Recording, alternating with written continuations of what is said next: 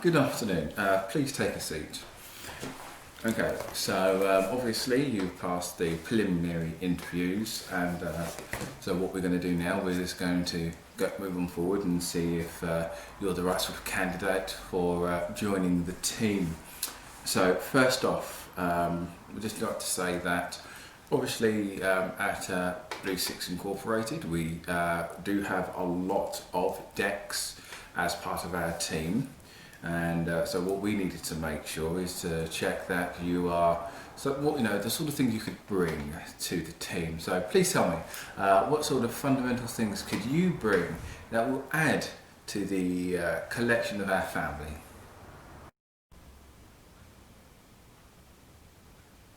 Okay, that's good. So I guess the next question would be, what's your sort of style and methodology? So, for example, if Sicx was to use you for a reading, what style of reading are you most suited for, and what sort of things would you not necessarily cover, and what sort of things would you say your strengths and weaknesses are when coming to do readings? Okay, no problem. That seems to be good. I'll tell you what, at the moment we do have some other candidates obviously, so we will call you back at some point in the next week or so to let you know if you've made the position and maybe even get to stage 3. We'll let you know. Thank you very much for coming.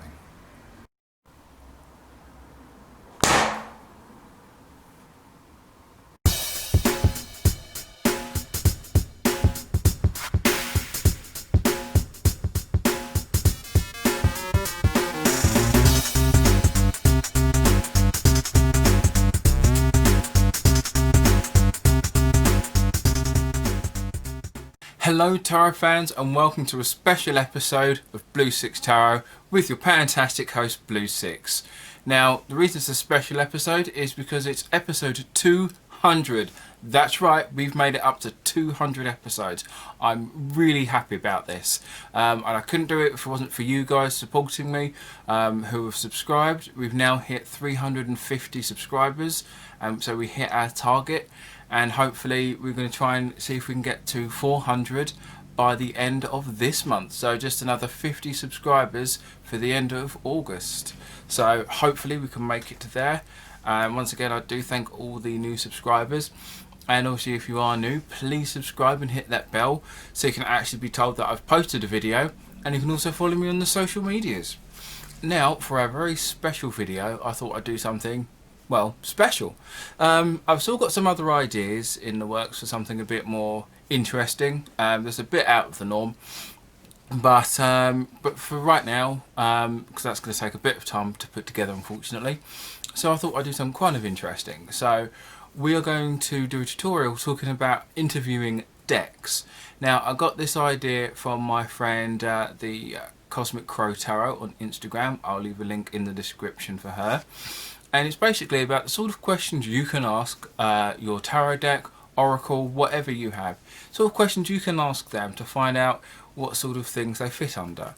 So we'll be doing interviews for the Fountain Tarot, the Everyday Witch Oracle, and the Art Nouveau Lenormand. Now I made a special effort to try and make sure all of these weren't by Le Scarabeo. Once again, because I have a lot of Le Scarabeo and I wanted to try and mix it all up. Still love you, Le Scarabeo. If you want to sponsor me, that would be amazing. I'd be definitely up for that. But anyway, we're going to go through some questions. All the questions I'll leave a link in the description as well. And also I might even have a hashtag for this called, I don't know, tarot interview. So we'll kind of see if we can get that to be a thing. That would be quite fun. So anyway, I'm going to leave the questions that I'm going to ask the tarot at the bottom in the description as well. So let's see where we go from there. So onto the purple mat, I guess, because we've already done the intro. Okay everyone, so we've got our decks ready, pre-shuffled with the questions in mind. Now, the first 4 questions are actually from Cosmic Crow Tarot. So once again, I'll leave a link in the description to her Instagram page. So the first question we're going to ask the cards all the same questions. So the first question would be, why was I called to have you in my life? So why is the fountain called into my life? And that gives us the 5 of Cups. So essentially it is about showing this was called into my life at a time when maybe my headspace wasn't quite in the right sort of place, and this is a sort of thing, and this is a deck to kind of keep me motivated and kind of get me to move on forward, which makes sense to me, because I am a person of I like to call them bad head days. Nothing particularly serious, so I'm not going to try and claim that, but sometimes I have low motivational days, and sometimes a nice deck can cheer me up. So why was this? So this is the Everyday Witch Oracle. So this deck was called to me for transitions and changes, which is also quite interesting, as I picked these up at a time when there was stuff I wanted to kind of progress with. So I picked these up when I was more focused on my channel and wanting to do more things with it. So that's kind of an interesting thing. And these are a sort of a deck where I feel that I'm not an oracle user. As I've counted now, I've got 40, which compared to the 142 tarot, 40 isn't that many. So this is a oracle deck I do like to use quite often. And with the Art Nouveau, we've got the flower. No, sorry, not the flower, the lily. Sorry, it's been a while since I've used the Lenormand. So this is kind of a card to indicate, to make me more success, kind of more success, basically. And once again, I do feel that does feel to be the case, as I've now started to try and use these more often, try and get more used to Lenormand, and the idea of this deck kind of being the deck to kind of push me to do it again is kind of apt. So that's pretty cool. So our second question is, what are your strengths? So the fountain's strengths are judgment. So this is the sort of deck you'd use to tell. So the strength is to tell you that it will kind of give things as it is, to tell you how things are and the facts about things regardless. I guess the word is, can't quite think of the word at the moment, but it is that sort of deck that's telling me that my strength is to kind of tell you how it is, and to show you and tell you the repercussions of what's going on. You've sown your seeds, and my job is to tell you how it's going to grow. So with the Everyday Witch Oracle, it is give into passion. So its strength is to kind of promote the things that you enjoy. Once again, because the artwork itself is quite relaxing and calming. So this is a very chilled deck. Nothing really too heavy, and the artwork and colours are quite bright. So it feels like this is a deck you can kind of sit back and enjoy using. And the Art Nouveau, the strength is general success. So Lily was success in business, well this is just success overall. So its strength is in its accuracy and its ability, I guess its pinpointedness. As a Lenormand deck has 36 cards, there's less for it to say, so it says it in shorter words, I guess. I guess is a good way to say that. So the next question is, what are your weaknesses? And now, once again, you can do this with any deck you have.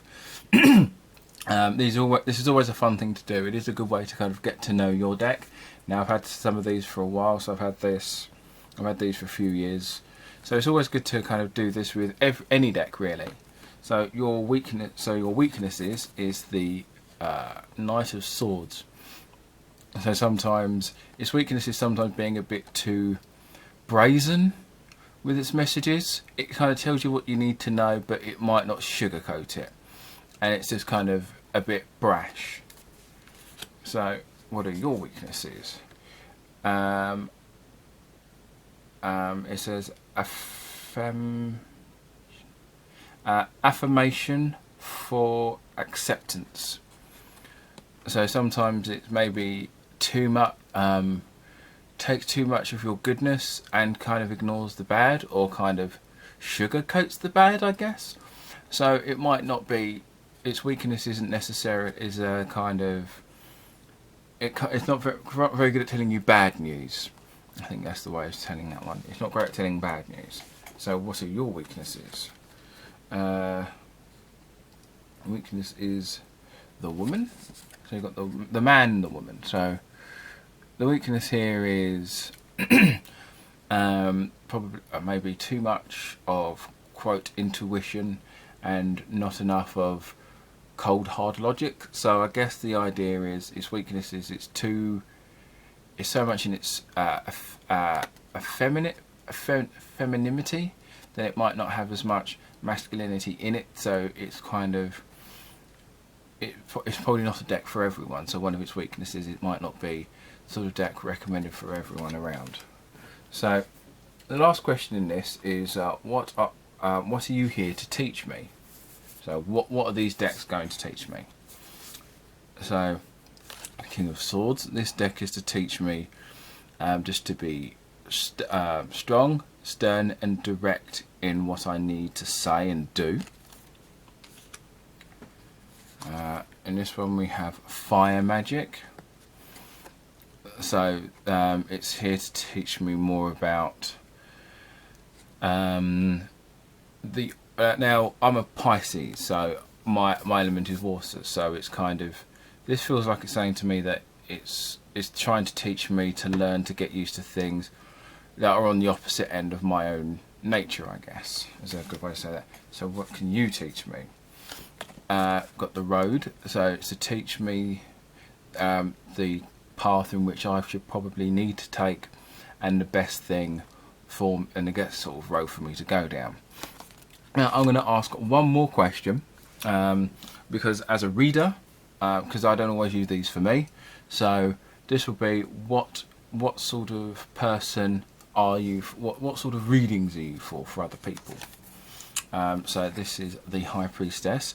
So this is so when I read for other people, this is trying to direct them to their spiritual side and their more, yeah, kind of like their spiritual instinct. So your path is to connect with Gaia. So when I use this deck for other people, it's to connect them back with the earth and the spiritual. So they're all kind of saying the same thing at the moment. And last we have the Child, and this is basically saying to connect them to their, it's all basically connecting to their innocence and instinct, I guess, less logical and more spiritual. So as I said, these questions I'll leave at the bottom. Once again, I hope you enjoyed these. I'll probably be doing videos on these decks at some point in the future. Once again, thanks again for watching. If you are new, please hit subscribe and the bell. I hope you enjoyed this video, and I'll see you again soon.